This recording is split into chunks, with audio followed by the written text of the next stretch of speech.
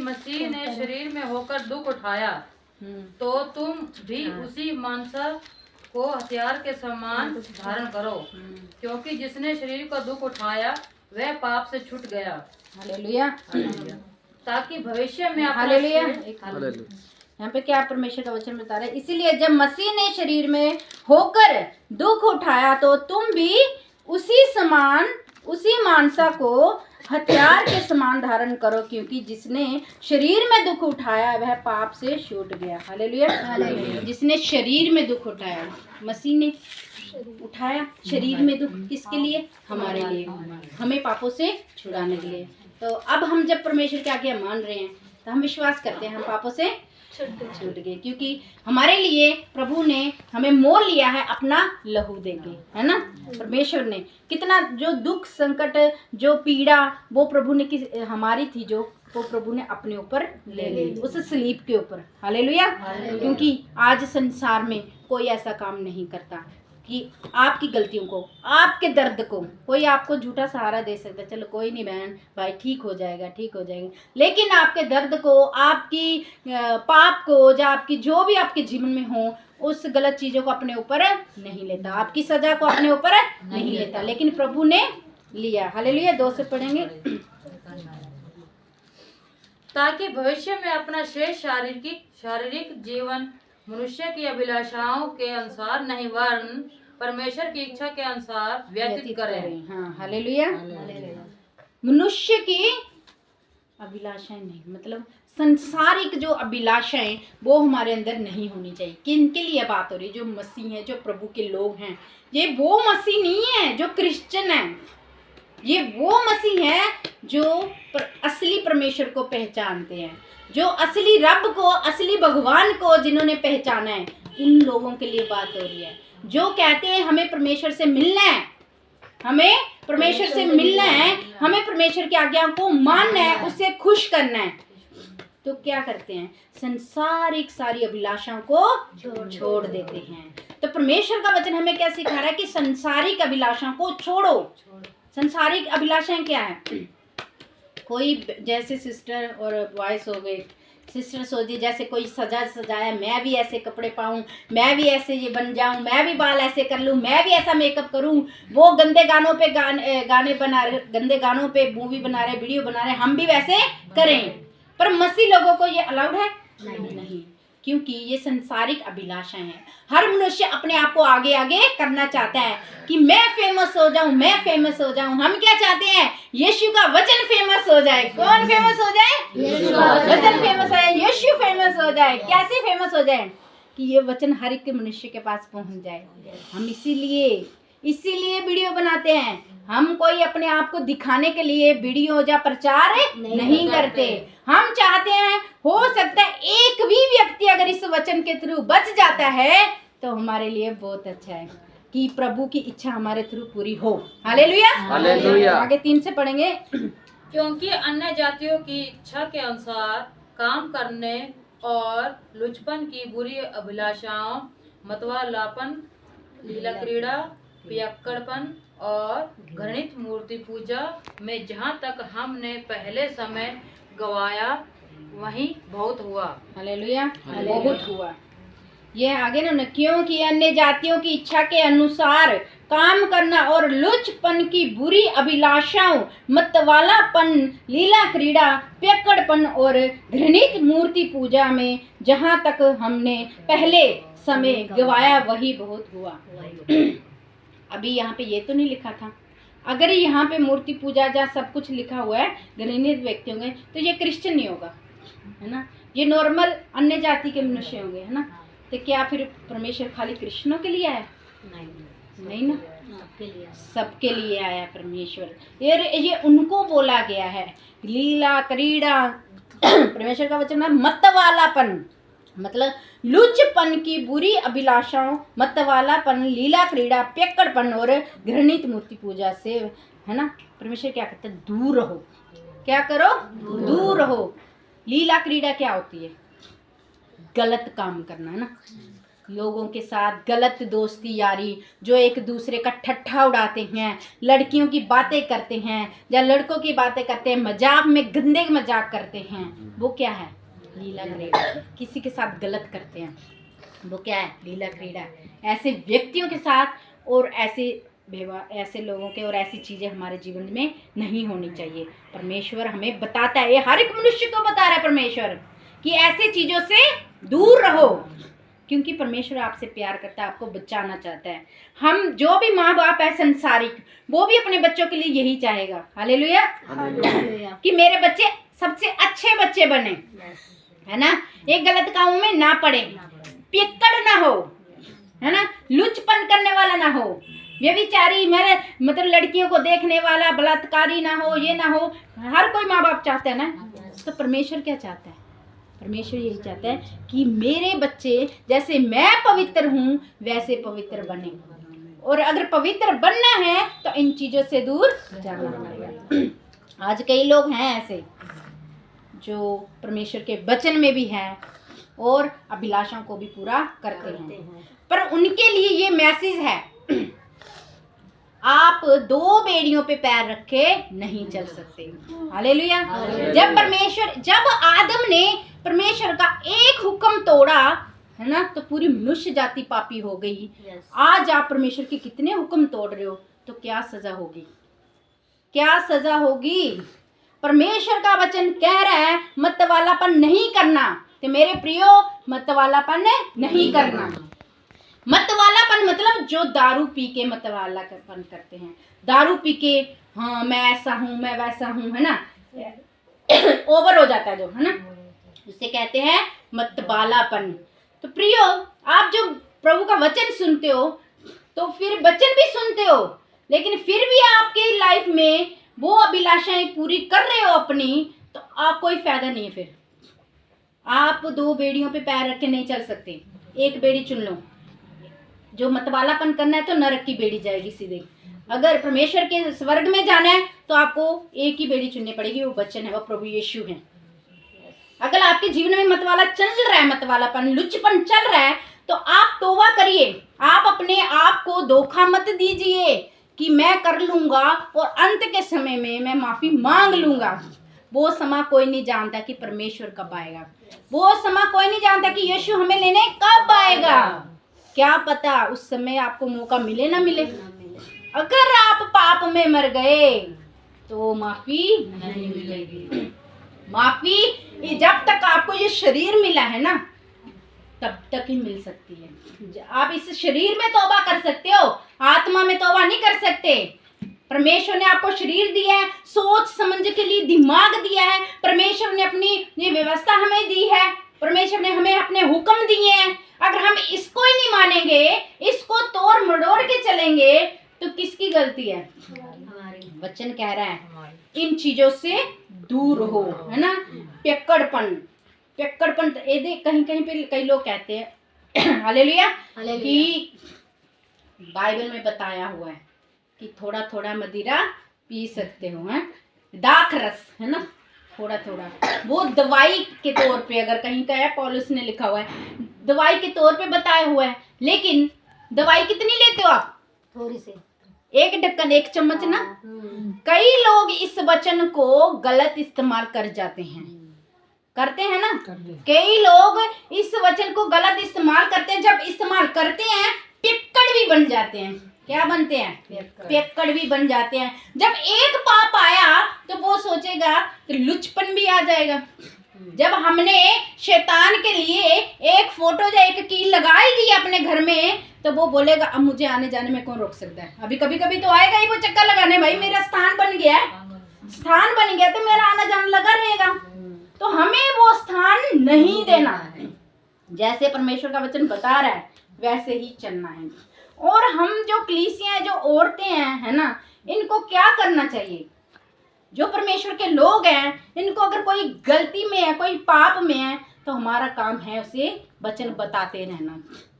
क्योंकि परमेश्वर वचन के थ्रू, अपने लोगों के थ्रू, अपने दर्शन के थ्रू परमेश्वर लोगों से बात करता है। ज्यादातर परमेश्वर किससे बात करेगा? पहले वचन बोलेगा, पहले वचन पढ़ेगा वो व्यक्ति, वचन बोलेगा, वचन की नहीं मानेगा वो जो पाप में गिरा होगा अभिलाषाओं के लिए, वो तो सोचेगा कि वचन वैसे ही आ गया मेरे लिए थोड़ी ना, ये वचन आपके लिए ही होता है। जब आप बाइबल पढ़ते हो ना, हमारे लिए ही होता है, ये वचन हमारे लिए ही है, ठीक है। जब हम इसकी नहीं मानते तब प्रभु अपने लोगों का इस्तेमाल करते हैं, जा मेरी बेटी, जा मेरे बेटे, उसको ये बात बोल, वो बोलेगा ये बोलेगी ये अपने आप को ज्यादा समझते हैं, ज्यादा चतुर, ज्यादा ज्ञानी समझते हैं। लेकिन प्रियो, हमें उन बातों को अपने दिल पे नहीं लेना, क्योंकि हमें सिर्फ प्रभु का काम करना है, बोलते रहना, बोलते रहना। परमेश्वर का वचन ये बोलता है, परमेश्वर का वचन बोलता है पिकट ना बनो, परमेश्वर का वचन बोलता है लुचपन ना करो, परमेश्वर का वचन बोलता है व्यभिचार ना करो। तो हमें क्या करना है? बोलते रहना है, क्योंकि और वचन पढ़ के उसको सुनाते रहना है, क्योंकि कोई पता नहीं कौन सा वचन उसके दिल को छू जाए, कौन सा वचन उसकी जिंदगी में काम कर जाए। हालेलुया, आगे पढ़ेंगे हम। इससे वे चंपा करते हैं कि तुम ऐसे भारी लुचपन में उनका साथ नहीं देते, और इसलिए वे बुरा भला कहते हैं। हालेलुया, लुचपन में मतलब ये वही बात आ गई, जब हम किसी को समझाते हैं। लुचपन जानते ना क्या होता है? क्या होता है?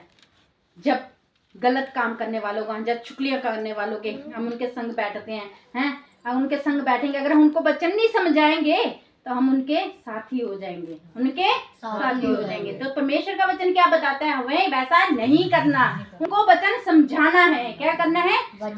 जाओ वचन समझाओ, नहीं माना उठाओ, फिर जाओ वचन बताओ, नहीं माना उठाओ, फिर जाओ सिर्फ वचन बताने जाओ, ना कि उसकी संगति को ज्वाइन करने। हालेलुया, उसकी संगति को ज्वाइन ना करो, गलत संगति को ज्वाइन ना करो, सिर्फ परमेश्वर का कलाम लेके जाओ, क्योंकि प्रभु पापियों को बचाने आया। किसे? पापियों। तो पापियों को बचाने आया, तो प्रभु ने हमें जो अपने लोगों को खड़ा किया है, इसका मतलब तो ये प्रभु का वचन कहता है ना कि पापियों की संगति में ना बैठो, है ना। वचन देने जाना है, बैठना नहीं है। हालेलुया, वचन देने जाना है, बैठना नहीं है, संगति नहीं करनी, खाली परमेश्वर का कलाम देने जाना है। जाओ फिर आ जाओ, फिर पड़ा हुआ है फिर लेके जाओ, फिर आ जाओ, पर क्योंकि परमेश्वर का वचन है काम करता है, परमेश्वर का वचन जिंदा वचन है। हालेलुया, ये कोई वो नहीं है कि पढ़ दिया, कोई सामर्थ्य नहीं, खाली लिखे हुए वर्ड है, नहीं, जीवित वचन। ये वही वचन है जो देहधारी होकर हमारे बीच में आया। हालेलुया, जो विश्वास करेगा वही बचेगा। हालेलुया, आगे से पढ़ेंगे। पर वे उनको जो जीवितों और मरे हुओं का न्याय करने के लिए तैयार है लेखा देगा, क्योंकि मरे हुओं को भी सुसमाचार इसीलिए सुनाया गया कि शरीर में तो मनुष्य के अनुसार उनका न्याय हो, पर आत्मा में वे परमेश्वर के अनुसार जीवित रहें। हालेलुया, क्या वचन बताया? पर वह उसको जो जीवितों और मरे हुओं का न्याय करने को तैयार है लेखा देगा। हालेलुया, जीवितों और मरे हुओं का। हालेलुया, मतलब आप सब सुन रहे हो, न्याय एक ही करेगा, वो प्रभु यीशु है।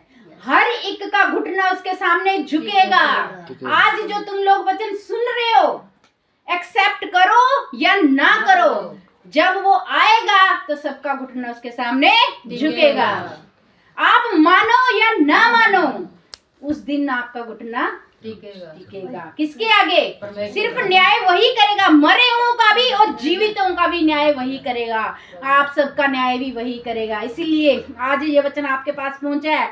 अपने पापों को छोड़ो, तौबा करो और सच्चे परमेश्वर पर विश्वास करो। सच्चा परमेश्वर वही है जो पवित्र है, जो देहधारी होगी इस पृथ्वी पर मनुष्यों के लिए आया, और पूरे मनुष्य के लिए अपना पवित्र लहू उसने बहाया। वो किसी धर्म के लिए नहीं आया था, वो किसी कौम को बनाने नहीं आया। कई लोग बोलते हैं ना, वो स्लीप पे चढ़ गया, खुद को नहीं बचा सका, तुम्हें क्या बचाएगा? तुम्हें पता है उन लोगों को क्या है? तुम्हें पता है उसने तुम्हें बचाया है। तू मान या ना मान, वो आखिरी दिन जब आएगा तू भी घुटना टेकेगा। लेकिन मेरे भाई मेरी बहन, वो दिन तौबा का नहीं होगा, वो दिन न्याय का होगा। इसीलिए तब परमेश्वर का वचन बोलेगा, मैं तेरे पास गया था, तूने मुझे सुना और इस कान से निकाल दिया। मैंने तुझे बोला था हमारा मुक्तिदाता प्रभु यीशु मसीह है, वो मनुष्यों के लिए आया है, सारे मनुष्य को बचाने के लिए आया है, लेकिन तूने इस कान से सुना और इस कान से निकाल दिया, है ना। क्या अब क्या, अब तो न्याय की घड़ी है और न्याय को प्रभु यीशु ही है जो न्याय को करेंगे। Hallelujah, hallelujah. तो आज जब हमारे पास ये वचन पहुंच रहा है, अरे जानो तो सही वचन है क्या। आज जब तुम यीशु के बारे में जानते ही नहीं, जब बाइबल को पढ़ा ही नहीं, तो उसका ठट्ठा उड़ाते हो, है ना, उसको गालियां देते हो, उसके लोगों का मजाक उड़ाते हो।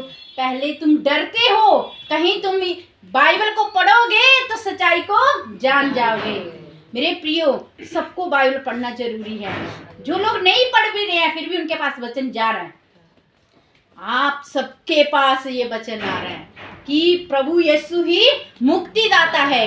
अगर ये शरीर मिला है, आप अपनी लड़ाइयां जारी रखो धर्मों के लिए, आप अपनी लड़ाइयां जारी रखो कौम को बनाने के लिए, लेकिन यीशु आप लोगों को बचाने के लिए आया। वो सबको बचाने के लिए आया, उसके लिए कोई जात नहीं है। जो मर्जी है, पंडित हो, ईसाई हो, सरदार हो, या पंडित साधु हो, या मुसलमान क्यों ना हो, उसके लिए सारे एक बच्चे हैं। क्योंकि जब पहले मनुष्य को बनाया गया, उसने क्या, आप बता सकते हैं कोई वो कौन था, उसकी जात क्या थी? वो मनुष्य था, है ना। जात कब बनी, धर्म कब बना? जो लोग भी ये सुन रहे हैं, अगर आपको अपने जिस पे भी विश्वास है, पर ये खोज जरूर करो, ये खोज जरूर करो कि धर्म किसने बनाया। हमारा परमेश्वर सनातन परमेश्वर है, जिसको कोई भगवान बोलता है, कोई अपने अपने वर्डों में बोलते हैं सारे, है ना, भगवान, ईश्वर, रब, है ना, वो एक है। तो हमें किस पे विश्वास करना है?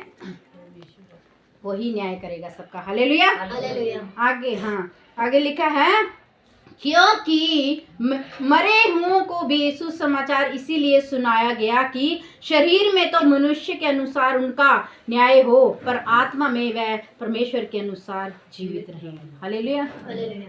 ये मरे हुए कौन है? मरे हुए मतलब वो व्यक्ति हैं। एक तो ये भी है कि प्रभु यीशु जब सूली पे चढ़े, तीसरे दिन जीवित हुए, उन 3 दिनों के अंदर प्रभु नरक में भी गए थे। वो जो हमारी सजा है उन्होंने अपने ऊपर ली, और मरे हुओं को भी सुसमाचार सुनाया। हालेलुया। दूसरे मरे हुए वो हैं जो वचन को जानते हैं और वचन को छोड़ के अपनी अभिलाषाओं को पूरा कर रहे हैं। Hallelujah, hallelujah. परमेश्वर ने बोला, परमेश्वर ने आज्ञा दी, मेरे पुत्र मेरी पुत्री, गलत काम मत कर, लुचपन मत कर, पेक्कड़पन मत कर। पर नहीं, ये संसार कर रहा है तो हम भी कर लेंगे तो क्या हो जाएगा। Hallelujah, hallelujah. ये होगा कि तुम नरक में जाओगे और जो परमेश्वर की आज्ञा को मानेंगे वो स्वर्ग में जाएंगे।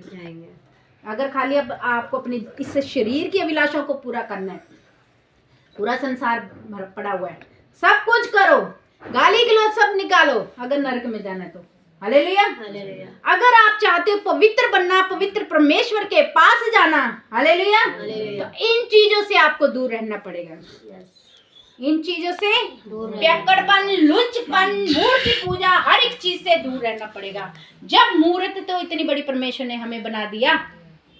हालेलुया। परमेश्वर ने अपनी प्रार्थना आराधना करने के लिए क्या किया? जो मूर्त परमेश्वर ने अपने हाथों से बनाई, वो उसकी प्रार्थना आराधना करेगी ना। वो मूर्त कौन सी है? वो हम लोग हैं। वो कौन है?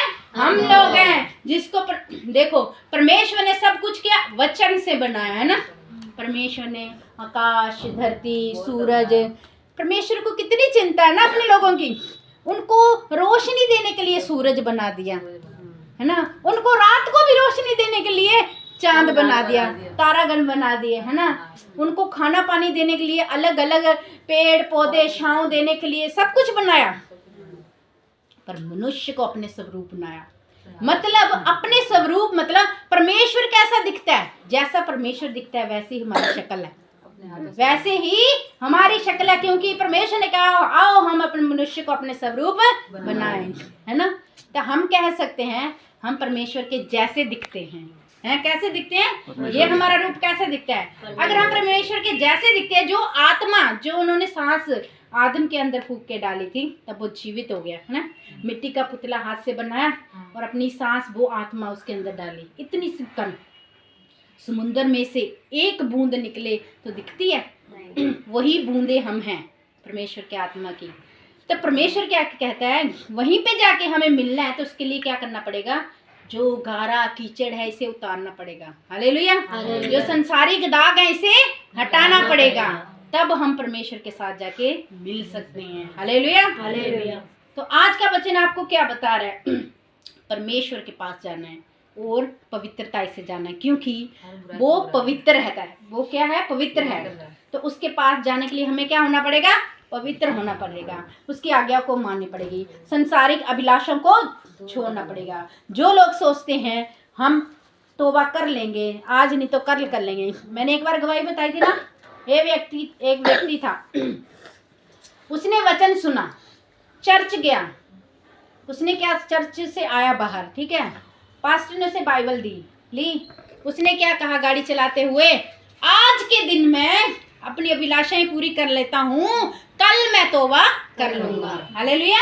उसने क्या कहा, कल मैं तौबा कर लूंगा, आज का दिन तो मैं अच्छे से खा पी के लुचपन अपने दोस्तों से बिता लेता हूँ, कल मैं तौबा करके आराम से जीऊंगा, है ना। लेकिन उसी वक्त उसकी गाड़ी का एक्सीडेंट हो गया। क्या हो गया, लास्ट मौका फिर दिया गया, बाइबल खुल के उसके आगे आ गई कि परमेश्वर को अपना मुक्तिदाता स्वीकार। अगर उस वक्त भी वो अपने आप पापों को स्वीकार करके प्रभु के आगे अपने लिए पापों को मान लेता तो बच जाता, लेकिन तब भी उसने पढ़ के इग्नोर किया और वो मर गया, तो फिर वो कहाँ जाएगा। क्या ये जो सोचते हैं हम अब नहीं अगले क्षण नहीं कल तौबा कर लेंगे, क्या इनको विश्वास है ये बच जाएंगे फिर, क्योंकि कोई नहीं जानता परमेश्वर का आगमन कब होगा, हालेलुया। इसीलिए जागते रहो और प्रार्थना करते रहो। ये आपकी जो जिंदगी है चल रही है, काम करते रहो, प्रभु की स्तुति करते रहो, लेकिन आप देखो, आप सोचते हैं ना हमें काम भी करना है प्रार्थना भी करनी है, कैसे होगा। हम खाना बनाते हैं, घर के काम करते हैं, हाँ गुनगुनाते, और संसारिक हमारे मुख से संसारिक गीत नहीं निकलने चाहिए, हमारी आत्मा हर समय क्या करती रहे, प्रार्थना करती रहे, है ना। खाना बना रहे हो, मैं क्या करती हूँ, खाना बना रही हूँ, प्रभु का भजन आत्मिक लगा दिया, प्रभु की स्तुति हो, प्रभु की स्तुति हो, आत्मा में भर के ऐसे लगता है खाना कब बन गया, काम कब हो गया, पता ही नहीं चलता। जितनी मर्जी थकावट होगी ना, प्रभु आज मैं थक गई, पूरा दिन थक गई, पूरे काम कर करके अब मैं खाना बनाती हूँ, प्रभु का भजन लगा लूंगी। अरे खाना बना के बर्तन कब साफ कर लिए वो भी पता नहीं चला, काम कब खत्म हो गया वो भी पता नहीं चला। परमेश्वर की आत्मा में भर के क्या किया हमने, स्तुति करते रहे, बाकी हाथ अपना काम कर रहे थे, शरीर अपना काम कर रहा था, लेकिन आत्मा अपना काम कर रही थी। तो हमें कैसे परमेश्वर के वचन में बने रहना चाहिए, हमें ये बहाना नहीं लेना कि हमें समय नहीं मिल पा रहा, पूरा समय हमारे पास है। ये संसारी काम करने के लिए तो हाथ पैर चलाने पड़ते हैं, लेकिन परमेश्वर को धन्यवाद करने के लिए आत्मा का है, ठीक है, आत्मा धन्यवाद करती है, हालेलुया। सबको आशीष और बरकत दे, सबको जय मसीह की, गॉड ब्लेस।